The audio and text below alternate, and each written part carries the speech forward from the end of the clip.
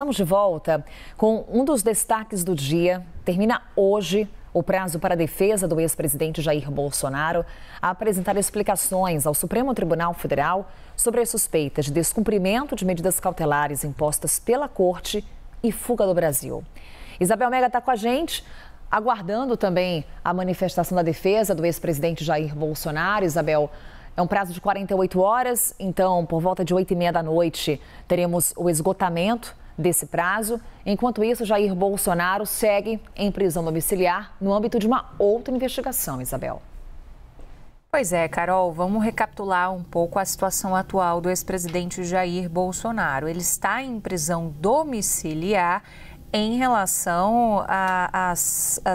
aos agravantes daquelas medidas cautelares que foram colocadas para ele, que começaram com uma tornozeleira eletrônica. Jair Bolsonaro teria desrespeitado as cautelares quando vai até a Câmara dos Deputados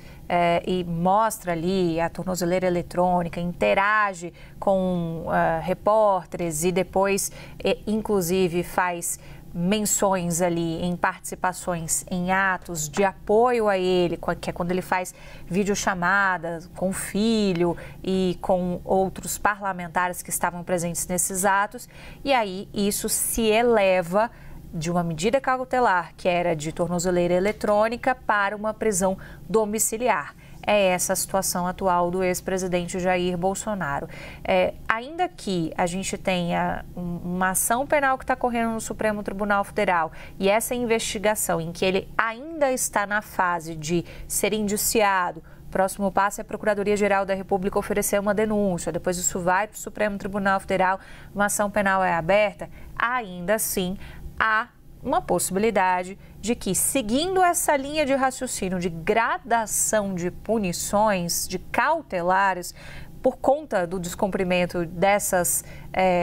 de punições por conta do descumprimento dessas cautelares, há uma expectativa de que possa se escalar para uma prisão preventiva, a depender do que entender o ministro Alexandre de Moraes. Então, a defesa vai agora apresentar todos esses pontos de vista em relação a esse indiciamento e houve ali, na avaliação da Polícia Federal,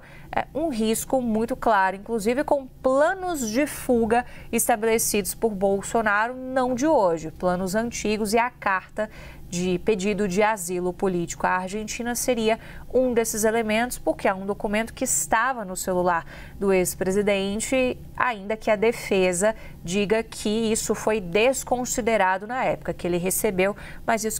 isso foi desconsiderado. Então, é o que está no ar hoje, o que é visto como possibilidade realmente em relação à análise jurídica disso tudo.